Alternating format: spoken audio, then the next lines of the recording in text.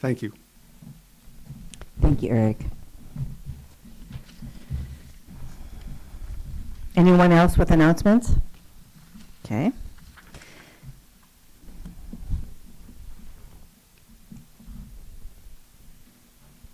Will you do the prelude, Carol? Do-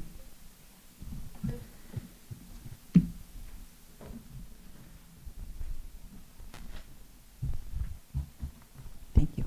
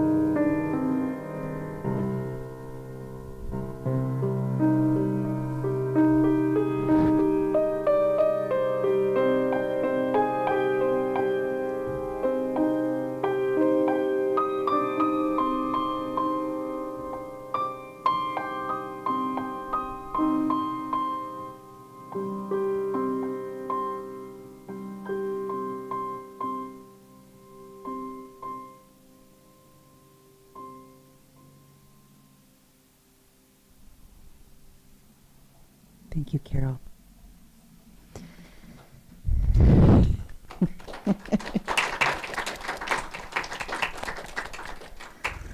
And now is the time to light our chalice. It's number 418 is the words for this today.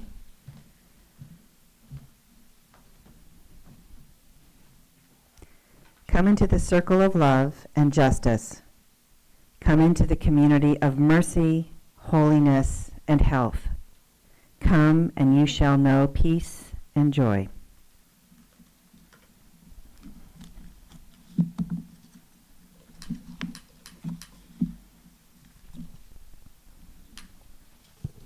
Our first song is number 137, We Utter Our Cry.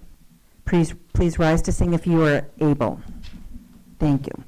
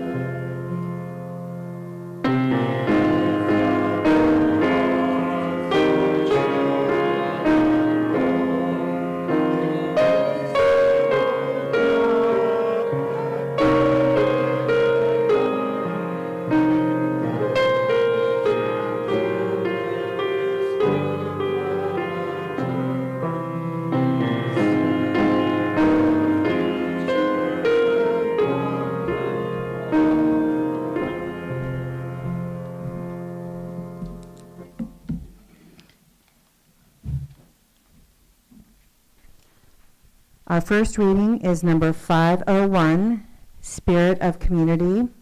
I'll read the normal text, and please express the name of an individual after the first section if you would, or so desire.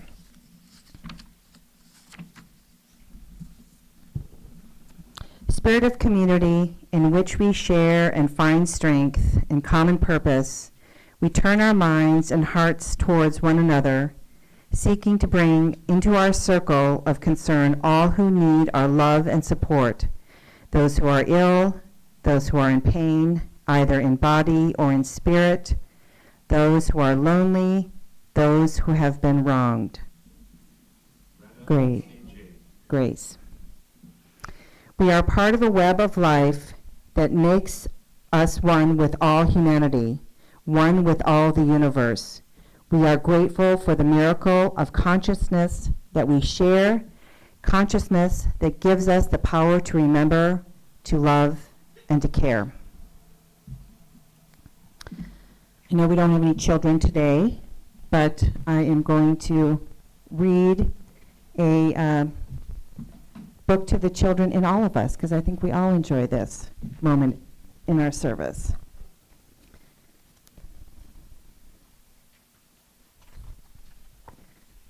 So the name of this book is Maybe You Might. They said I couldn't change the world. It wasn't worth the fight. But in my head, a small voice said, maybe you might be right. There was nothing green or growing in the country of my birth, the very hottest, driest place on all this hot, dry earth. The grass had turned to desert, the river drained away, the land was bare beyond repair, at least until the day.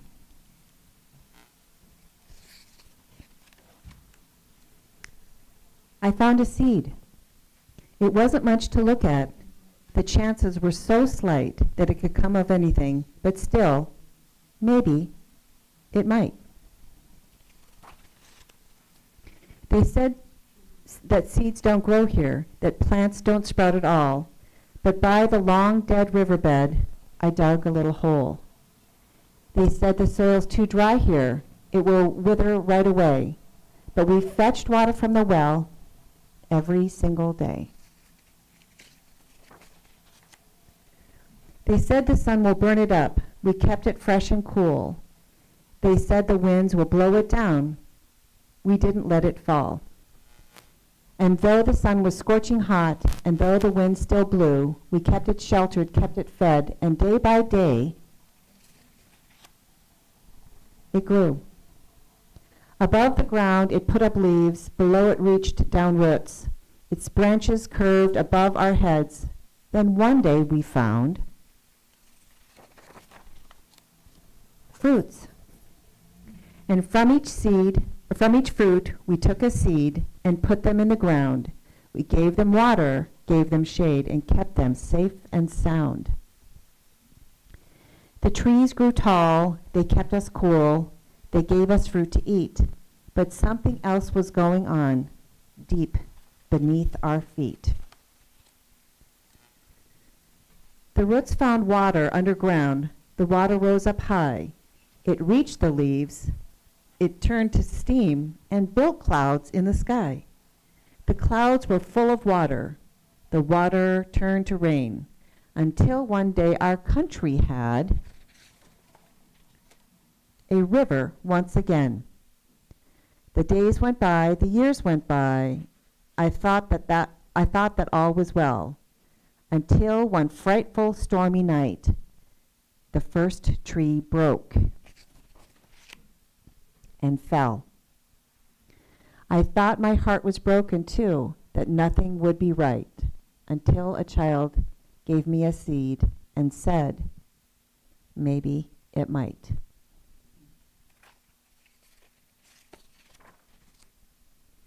Now the river's flowing, the earth is full of trees. You never saw so many birds and animals and bees.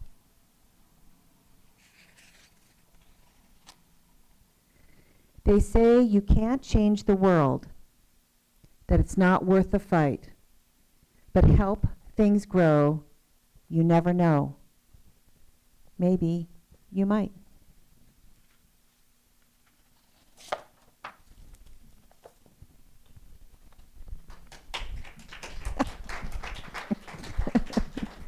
I still think we should sing the children out because I love that song. Ready? Yeah. Mm-hmm.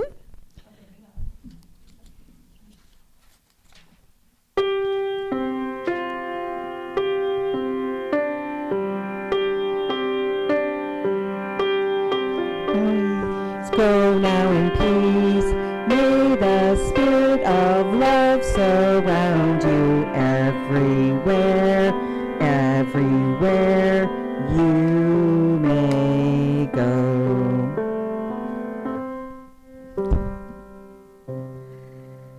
In this congregation, we have found it helpful to share the ups and downs of our lives by the practice of taking a stone from the bowl, holding it in our hands, warming it, and expressing our thoughts of joy and or concern and placing the stone in the water so that the ripples from the water may carry out our joys and concerns out into the wider world.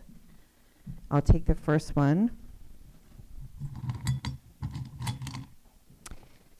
I have a joy. It was so incredible to see all of the protests that went around the United States and the world, and it was just it gave me hope. So it was incredible to see it from all the pictures from all over the United States, what have been happening. So yay for us.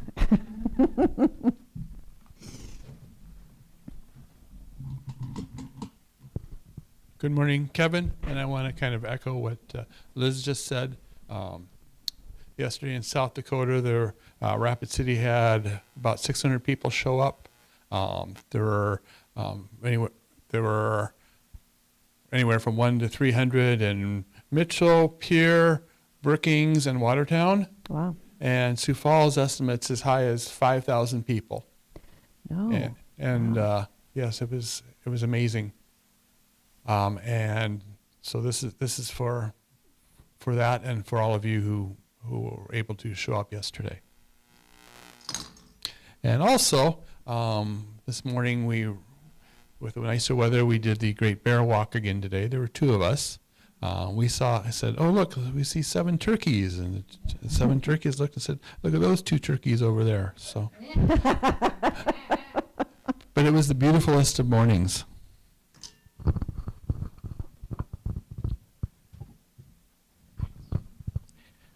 Hi, I'm Steve.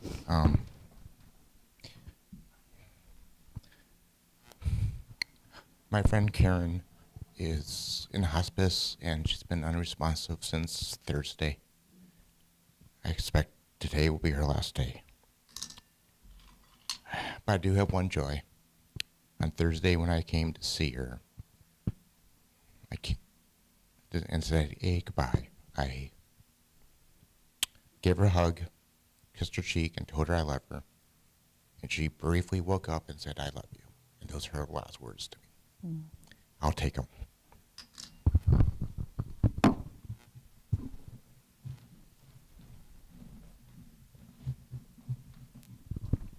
Hi, my name is Rebecca.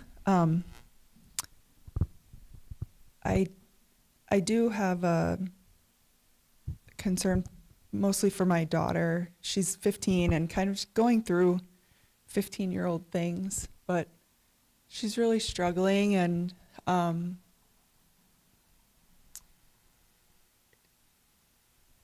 she's I don't know how to help her.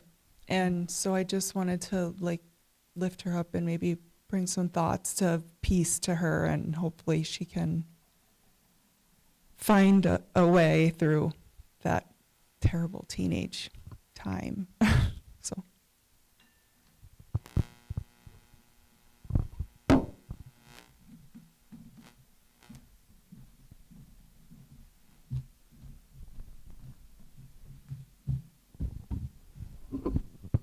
Ian Hafke, would like to thank Jennifer and Jack Bonder for being here and recognizing there are still some transgender people still existing, still here, and are thriving really well. And I hope that everybody else will be doing well too. So thank you for being here. And I'd like to send my thoughts and prayers to those people that need those that are from us who are in hospice and who are in need of our care and stuff. And so please send them thoughts and prayers to them. Thank you.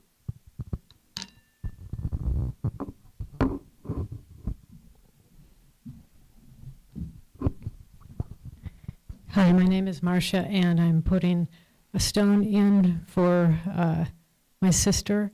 It's a joy that it is her birthday today.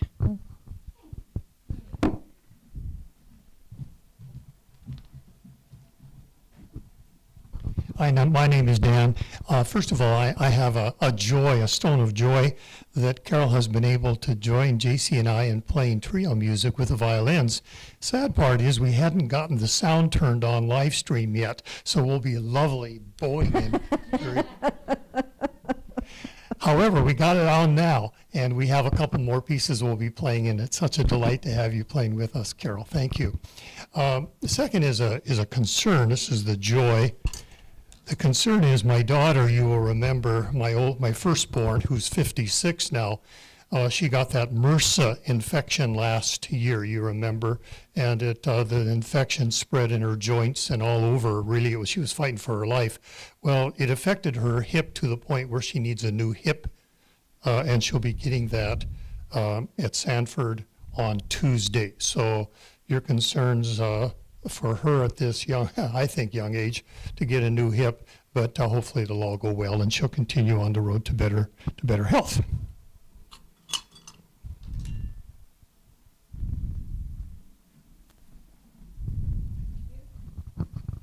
Yeah, I have two joy. One is I hung up my TV on the wall. I did myself. It's so hard, but I was so happy. I feel like so proud of myself. And I'm really enjoying the TV on the wall. That's my joy. Another joy is my daughter Sky had won the DECA at Jefferson High School, and she's going to national representative of Jefferson High School. I don't know what is DECA. What is this DECA? Anyway, she's going to Florida for this summer. Okay, true joy.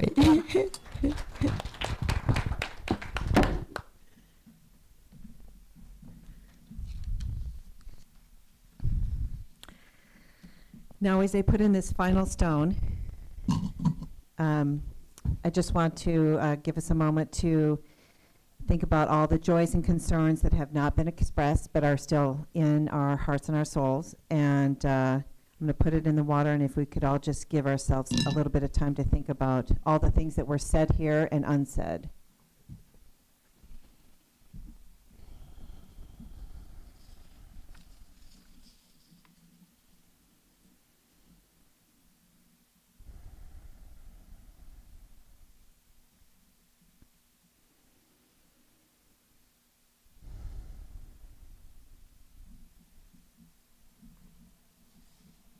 Thank you, everyone, for sharing today.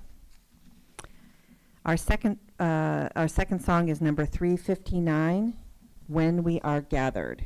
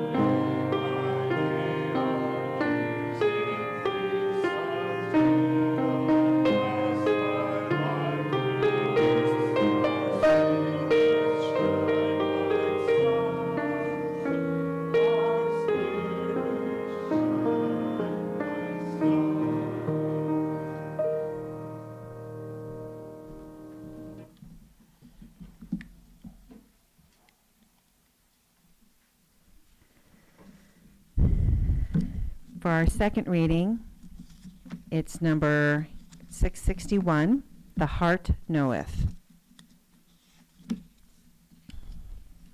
And I'll read the regular text, if you could join me on the italicized. The heart knoweth. We have a great deal more kindness than is ever spoken. The whole human family is bathed with an element of love like a fine ether. How many persons we meet in houses whom we scarcely speak to, whom yet we honor and who honor us. How many we see in the street or sit with in church, whom though silently we warmly rejoice with. Read the language of these wandering eye beams. The heart knoweth. Thank you. So I'm very excited to introduce our speaker today. I've met Jack on a couple of occasions, and the second time we met, he generously had me meet up at their space up on the north side of town, where they have an incredibly warm and welcoming space for children and youth and adults who are in transition. And he will speak more about that. So thank you very much and welcome.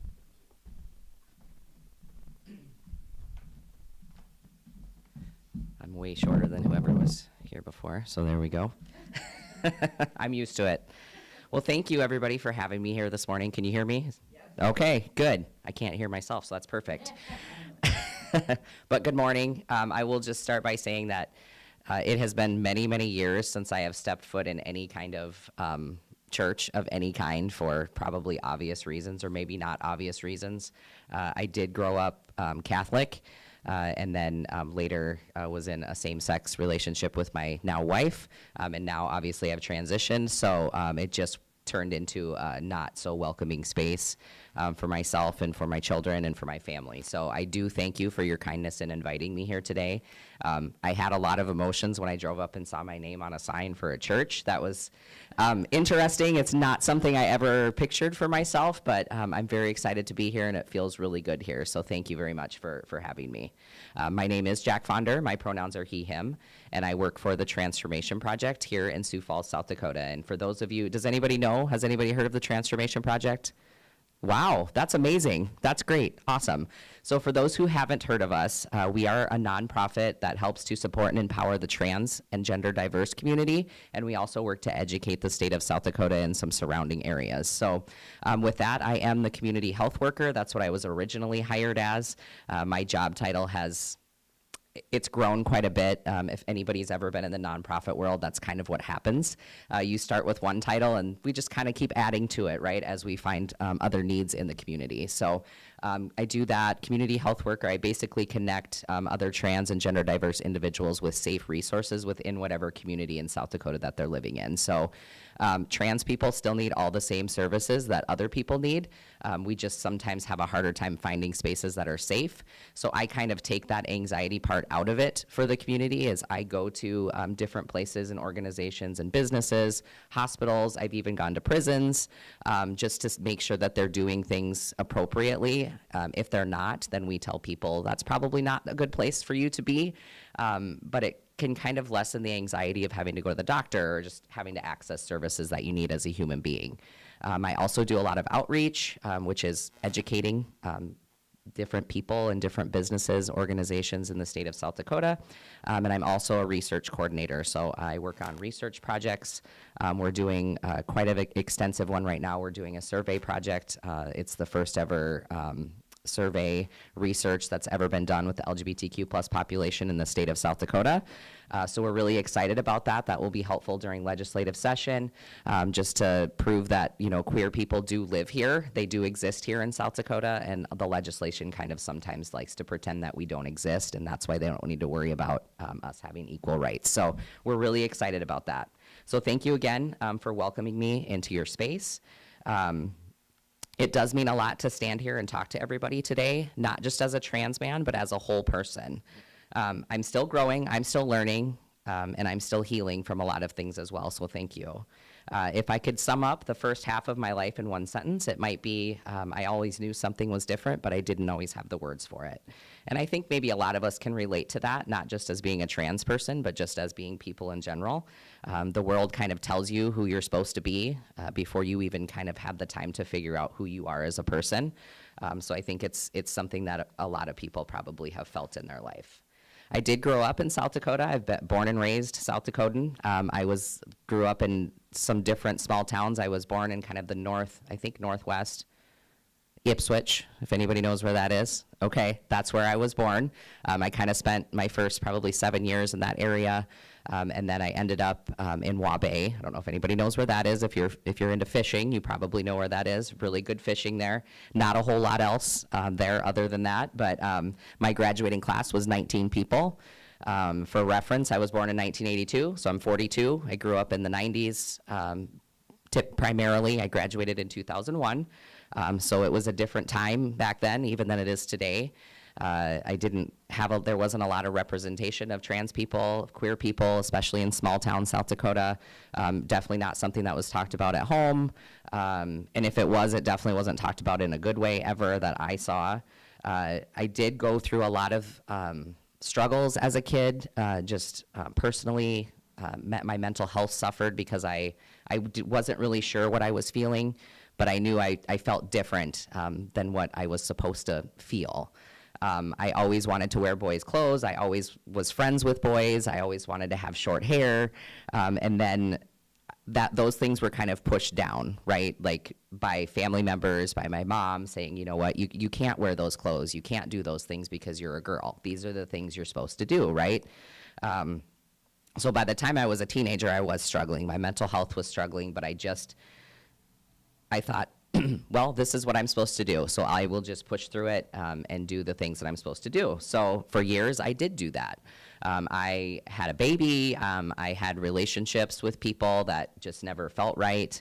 I just never felt comfortable in my own body. But again, I didn't know what it was. I had never seen or heard even the word transgender. So I really just didn't know what that was. So I worked at Citibank for about 12 years. And at Citibank, I actually met my wife. I was still identifying as female at that time, and I met her and we fell in love, and it was the first time I ever felt comfortable in a relationship. It was the first time I felt comfortable with myself as a person, and she really helped me to give me that space to be who I was. So I stopped wearing makeup. I cut my hair shorter. I started wearing the clothes I wanted to wear. But I still was like, I still don't know what this is, right? It still wasn't enough. Something was still missing, but I wasn't sure what it was. While I was at Citibank, I was one of the founders of the Pride Network at Sioux Falls Citibank. So we just were a little small organization that tried to help other LGBTQ plus employees and make sure that they had the access to resources they needed, make sure they're being treated fairly at work, and just do some fun activities and things like that. Through that, I was lucky enough to be able to go to a conference in Washington, which was amazing. It was all about how can we be more inclusive as a workplace. And I saw a trans man was giving a talk on how can you be more inclusive for trans employees. And I thought, hey, that sounds interesting. Let me check that out, because I don't think we have anything like that in Sioux Falls for trans employees. So I went to that, and I'm in the back of a huge room, probably twice the size of this. It's completely full, standing room only. I'm standing in the back, and there's this trans man telling us of his story, of his life, right, his journey, and how he figured out who he was. And I was in the back of the room crying because I was like, that's me. That was my story. That's how I felt. And I finally heard it from someone else, and I finally realized that's who I am. I'm a trans man. But I still, at that point, had never even heard these things been talked about. So that was a life-changing moment for me. And I just sat in the back with that, and thankfully it was a safe space. We were all kind of going through emotional things and having these awakenings and having these moments throughout the conference for different reasons, whether personal or for family members or friends. So nobody bothered me. Everybody was fine with me standing back there crying and having my moment. My wife was also on this trip with me, but I got it together before I left this session. My wife was in another one. I told no one. I just went about the rest of the conference. I didn't say anything. When I got home, I went to a doctor and I said, hey, I'm just having some feelings about my gender and my identity. Can you help me? And she said, yes, there's a great therapist. I would love you to go talk to her. So I made an appointment with the therapist, and I walked in, and she said, so it says here in your papers that you filled out that you're questioning your gender, or you're just curious, or you're not sure. She said, so what pronouns would you like for me to use for you? And I said, he, him, instantly.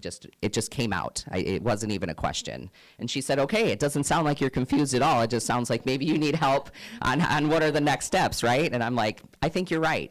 But at this point, I was in this was in 2019, so not that long ago. I had a wife, I have 3 children, I have 1 biological child, and I have 2 stepkids. So that was a big thing, right? This is gonna be a huge thing to try to tackle with being a parent, being a spouse, and what's that gonna look like. And it took me months and months of therapy to figure out how am I gonna tell my wife? How am I gonna tell my kids? How am I gonna tell my friends? How am I gonna tell my family? And it was difficult. It was not easy. I thought, you know what, maybe I'll just be non-binary and I'll use they, them pronouns, and then it'll be easier for everybody else, but then I won't have to be called she, her, and I think I can deal with that, right? That'll be enough. So I tried that for a few months. That was not enough. That's not how I identified. I still wasn't being true to myself. That still was not my truth. So I did have to make the hard decision that I needed to tell my wife. I felt like I owed her as my wife to be the first person that I had this conversation with. And I didn't know how it was going to go. And I didn't know if I was going to lose my wife and lose my family. But I knew that I was going to lose my life if I didn't be who I truly was meant to be. So I had to have that conversation, and it did not go well, and she did not react well. But she took the time and the space to get herself some help and get herself some resources to work through it. And at the end of the day, it only took her a couple weeks, and she said, you know what? I married you because I love you. I didn't marry you because I love your gender. And you're still you. You're just going to be happier now because you're going to be living your true self. So that was great. We told our kids, and they were like, oh, we thought you were going to tell us something bad. Cool. Like, they literally didn't care. I'm like crying in the corner somewhere thinking this is going to be horrible, and they're like, whatever, we don't care. So it was overall a good experience. I did have some tough conversations with other family members that did not go well. My dad has not spoken to me since the day I came out in 2020, so it's been 5 years since I've had any kind of communication with him. But I learned through therapy that it's okay to have boundaries, and I also learned that what I did was not wrong. It wasn't bad, and I didn't do anything to anyone. I just did what I needed to do to stay alive and to be myself. And I do have so many supportive friends and family. I've got a chosen family now that has embraced me. I have neighbors that live across the street that have become kind of my adopted parents, and they cheer me on in everything I do and tell me to knock them dead, and they tell me you're doing great things. And I had to send them a picture of my name out here on the sign today, and they were all very proud of me. I do have I have a really amazing support system. So for anybody who thinks, if I do this, what am I going to lose? You might lose something, but you're probably going to gain a lot more than what you're going to lose. And anybody that chooses to not be a part of that, that's on them. That's not on you. You don't have to fix anything. You don't have to apologize for anything. You're just being who you are. And they know how to find you, right? My dad knows where to find me. If he decides that one day he wants to have that relationship, great, I'll be here. I'm ready for it. But until then, I really had to take that time to keep my own peace, right? I can't focus on being sad about the people that choose to not be in my life, because that's their choice. So if anybody's going through that, just hang in there. There is family for you somewhere, and you will find it. You will find your people. So today, I do want to help educate people. Being trans is not new. Trans people have been around since the beginning of time. It's just something that politicians and other individuals have chose to really focus on right now. We're just kind of the target of that. We're the target of them lifting themselves up in politics, unfortunately. But this is not new. This has been around for a long time. We're not a threat. We're your neighbors. We're your coworkers. We're your friends. We're all part of the same community. We're all trying to do the same things. I mow my grass just like everybody else. I have to work full time I have to pay my bills. We love to go camping. I watch football on Sundays. We're not this scary thing that people have kind of made us out to be. But I think because people think they don't know a trans person or they've never met a trans person, that they kind of make these things up in their head about who we are, right? And I have been guilty of doing the same things, and I'm sure we all have. Throughout this transition, I've met a lot of Christian people who have not been kind. So for a while, I was really scared of Christian people, and I didn't want to talk to them, and I would never give them the chance, right? Because I just assumed they were all bad, and they all thought I was terrible. But that's not true either. So that was me also doing something that they were doing to me. So I've had to work through that. And I think if you're looking for a way to help, listen, educate yourself. And sometimes we have to learn, and sometimes we have to unlearn, and that's okay. And sometimes it's hard to admit that maybe we were doing something wrong, but don't feel shameful for that. Just how can we learn from it? How can we grow, and how can we change? And if there's any young people in the room, or not young people, that are wondering if they'll ever be seen for who they truly are, you will be, and you're not alone. There are spaces for you. I didn't grow up with someone like me to look to, but maybe now someone else will have that. That's why I chose to do the work that I do, and that's why I choose to be a publicly out trans person in a not so safe place to do that. And I had to make a conscious effort to know that it's it's not safe for me to be this publicly out, but if it can help someone else see themselves and take that first step, that's great. If you are feeling like, well, I'm not doing what Jack's doing, I'm not a public figure, and I'm not out here giving speeches, and I'm not in the news, and I'm not doing this or that, that's okay. We want you to do whatever is safe for you, and there's ways you can help without having to be on the front lines.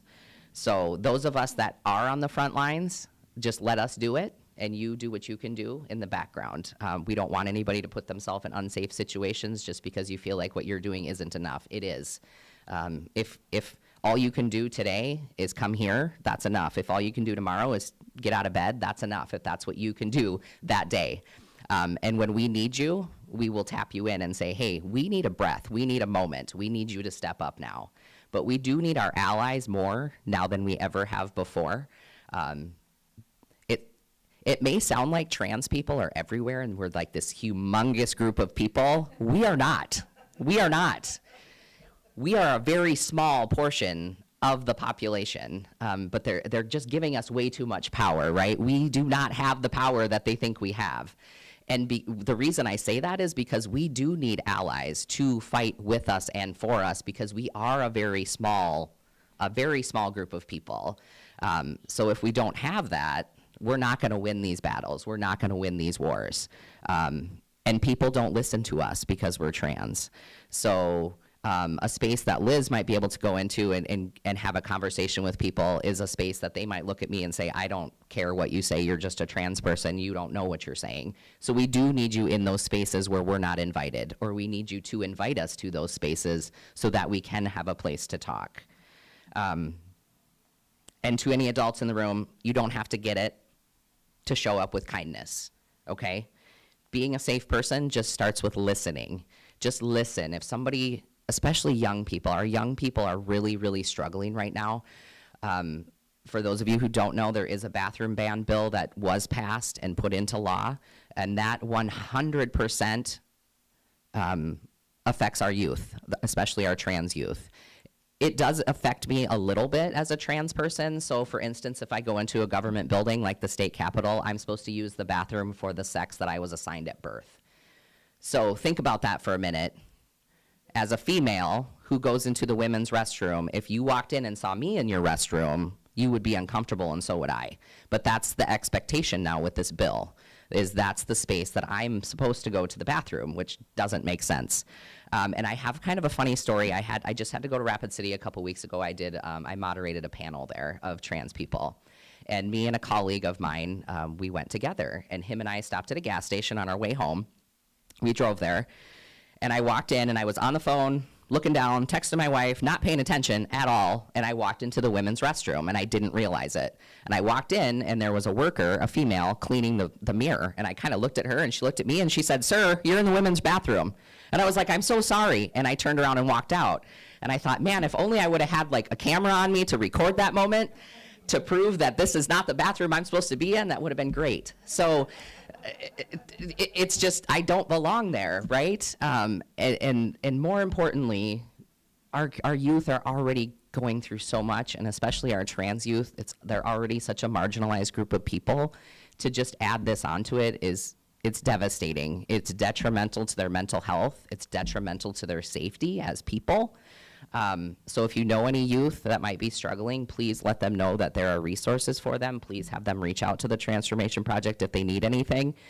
We will keep fighting, obviously, to try to get rid of these things that they're trying to place on us. But just think about being a teenager and all the things that you're already struggling with, and then have to add that on top of it, right? Especially being a trans young person. You're already trying to figure out who you are. You're already going through that, and then now they're telling you where you can go to the bathroom, right? And who's going to police that? What does that even look like? I don't even know. It's super scary to me. So if anybody needs anything, I will be here after, I think we have some treats, and then we come back up and we can have a conversation. So if anybody has questions, we can do that. Are we good? Okay. So if anybody has questions after, I'll be staying until everybody's ready to leave. And I just want to leave you with this. We all have a story. Mine is just one of many. I do not speak for all trans people. I just speak for myself and my own journey. Unfortunately, there are a lot of people that have similar stories to mine, but there's a lot of people who have different stories. So I don't want to anyone to make the assumption that my story is every trans person's story. What I have learned is when we live as our full selves, when we choose truth over comfort, and when we love boldly, we don't just set ourselves free, we give others permission to do the same. Thank you for letting me share my story with you all today. Thank you.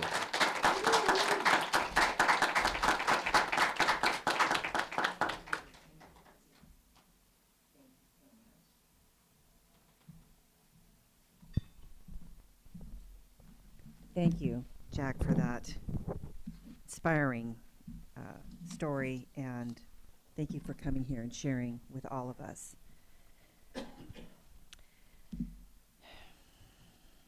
Now is the time, am I on? Yep. Now is the time when we ask for your help to do the work of our church through an offering. Half of the cash donations in the, are we doing a song first? Okay. Half of the funds in the collection plate today will be donated to the Transformation Project.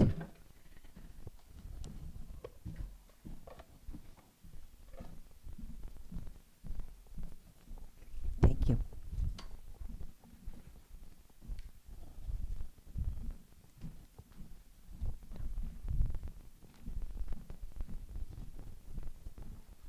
How are you? Good to see you.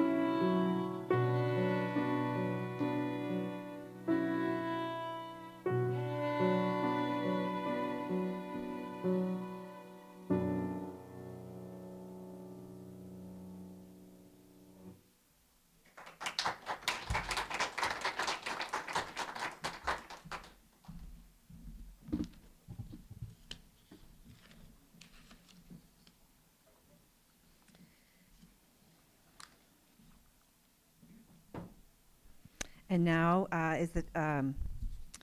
so now these are the words to receive the offering. We give these gifts freely. We receive these gifts gratefully. We dedicate these gifts to the work of our congregation, serving human wholeness, caring for our planet, upholding religious freedom, welcoming the stranger, and loving one another. Our third and final song is number 318. We would be one. Oh, yeah, 318.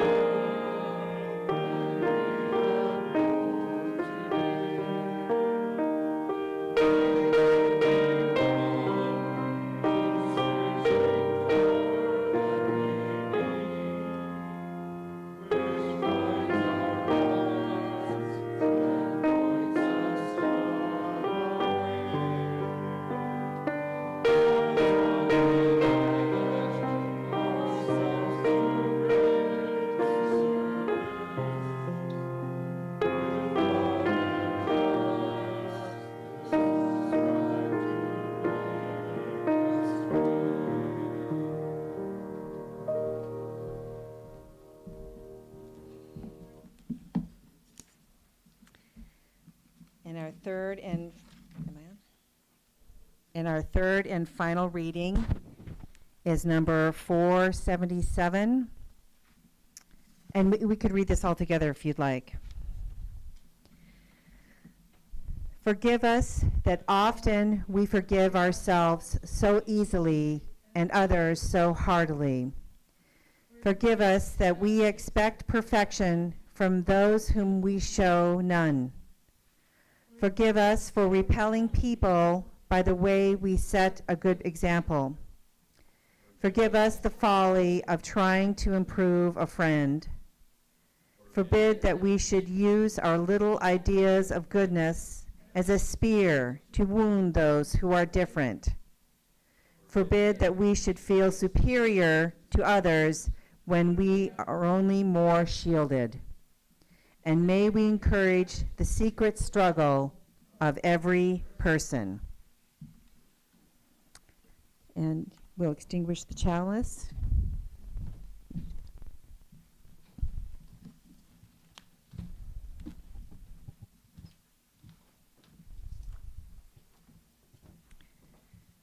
The chalice is extinguished, but the light goes with us out into the world.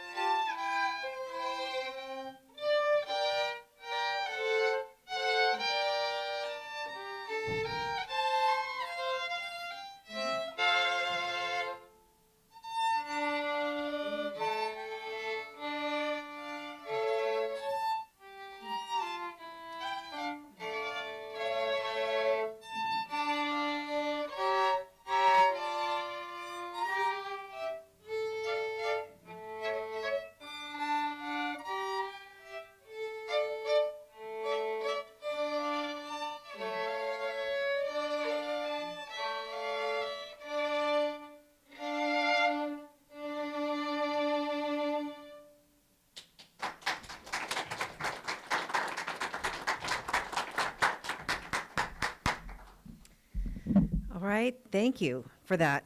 Is this on? It's on, okay, good. Sorry. So now we will go downstairs and have some coffee and cookies, and if you would all be back here at about 11:20 for the circle discussion, that'd be awesome. Thank you so much.